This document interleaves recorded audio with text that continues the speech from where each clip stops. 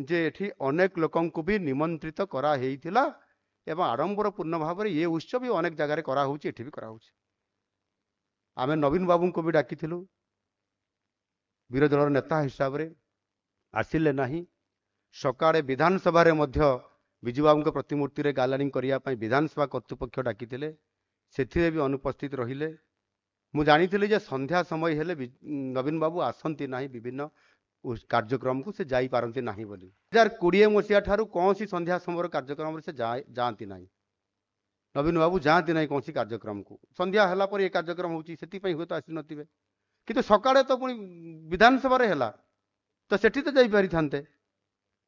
तो जदि एथिरे आमे जदि ई कार्यक्रम रे राजनीति करबा ये भी एथिरे विधायक माने भी आसिले नाही आम मेयर मैडम भी आसिले नाही।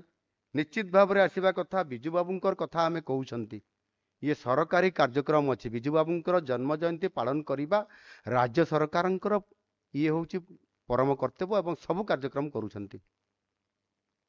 यार निश्चित भाव में आज आसी भल हेई थांता एवं आम ये कार्यक्रम रे आमे गोटे बहुत बड़ गोटे मेसेज गोटे आज ओडिशावासी को आमे देई पारि थांता।